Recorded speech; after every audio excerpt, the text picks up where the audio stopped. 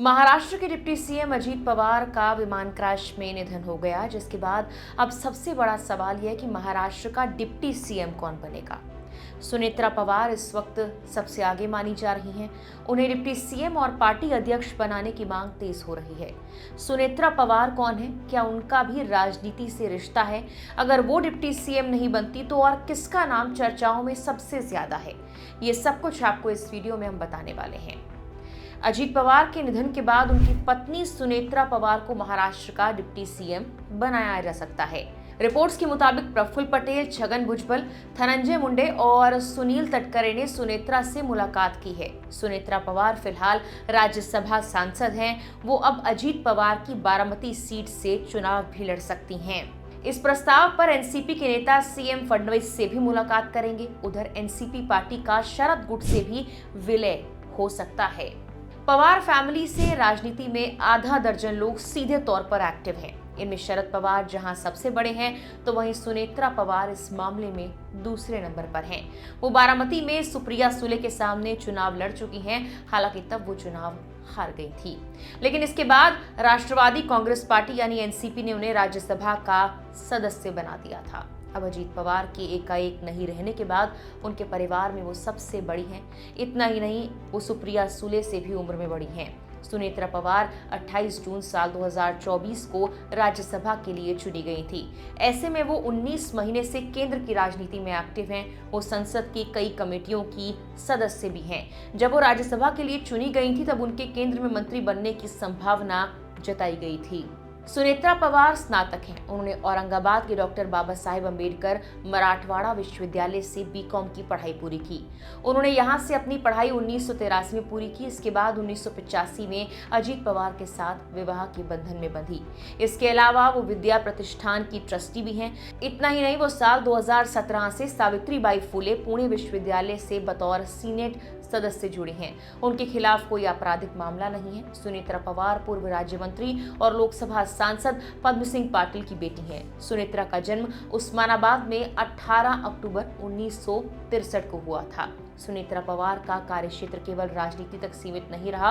उन्होंने सालों तक सामाजिक और पर्यावरणीय मुद्दों पर काम किया। साल 2010 में उन्होंने environmental forum of India EFOI की स्थापना की।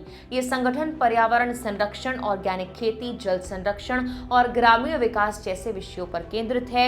EFOI के माध्यम से सुनेत्रा पवार ने किसानों, ग्रामीण समुदायों और पर्यावरण संरक्षण से जुड़े अभियानों को समर्थन दिया। इसके अलावा वो शिक्षा के क्षेत्र में सक्रिय रही। सुनेत्रा पवार, जैसे कि हमने आपको बताया, कि विद्या प्रतिष्ठान जैसे प्रतिष्ठित शैक्षणिक संस्थानों की ट्रस्टी रही हैं, जो ग्रामीण और छोटे शहरों से आने वाले विद्यार्थियों को गुणवत्तापूर्ण शिक्षा प्रदान करने के लिए जाना जाता है। उनके 2 बेटे हैं। इनके नाम पार्थ पवार और जय पवार है। पार्थ और जय ने ही अजीत पवार को मुखाग्नि दी थी। एनसीपी के भीतर ये आवाज तेज हो रही है कि अजीत पवार की पत्नी और राज्यसभा सांसद सुनेत्रा पवार को ही पार्टी का अध्यक्ष और विधायक दल की नेता बनाया जाए। अगर तकनीकी कारणों या राजनीतिक समीकरणों के चलते ये मुमकिन नहीं होता, तो रिपोर्ट्स ये भी कहती हैं कि एनसीपी में प्रफुल्ल पटेल को बड़ी जिम्मेदारी मिल सकती है। लेकिन सवाल ये कि प्रफुल्ल पटेल ही क्यों? एक वजह ये मानी जा रही है कि उनकी पहचान एक अच्छे रणनीतिकार और संकट सुलझाने वाले नेता के रूप में है। दूसरी बड़ी वजह दिल्ली में उनकी मजबूत पकड़ और संपर्क बताए जा रहे हैं। प्रफुल्ल पटेल यूपीए सरकार में साल 2004 से 2011 तक नागरिक उड्डयन मंत्री रह चुके हैं। इस दौरान उनके सत्ताधारी और विपक्षी दोनों पक्षों के बड़े नेताओं से मजबूत संबंध बने। बीजेपी नेतृत्व से उनके अच्छे रिश्तों की वजह से ही एनडीए में शामिल अजीत पवार गुट की एनसीपी राजनीतिक रूप से प्रासंगिक बनी रही। एनसीपी टूटने के बाद कानूनी लड़ाई और चुनाव आयोग से जुड़े मामलों को पर्दे के पीछे से संभालने की जिम्मेदारी भी प्रफुल्ल पटेल ने निभाई। वो शरद पवार के करीबी रणनीतिकार रहे हैं, इसीलिए उनकी राजनीतिक चालों को अच्छी तरह से समझते हैं। राजनीति के साथ साथ कॉर्पोरेट जगत में भी उनकी पकड़ मानी जाती है। चुनावी फंड जुटाने से लेकर गठबंधन में कड़ी बातचीत तक उन्हें रणनीति का माहिर खिलाड़ी माना जाता है। अपने लंबे करियर में वो 4 बार लोकसभा, 6 बार राज्यसभा सांसद रह चुके हैं। नागरिक उड्डयन के अलावा उन्होंने भारी उद्योग और सार्वजनिक उपक्रम जैसे अहम मंत्रालय भी संभाले हैं।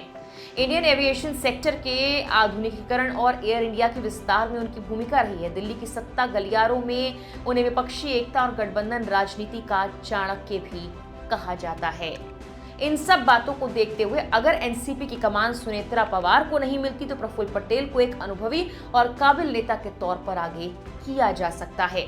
एनसीपी में चर्चा है कि कुछ नेता सुनेत्रा पवार को डिप्टी सीएम बनाने के पक्ष में हैं। दूसरे नेताओं का कहना है कि महाराष्ट्र की जटिल राजनीतिक स्थिति में पार्टी को सही दिशा सिर्फ प्रफुल्ल पटेल जैसे अनुभवी नेता ही दे सकते हैं।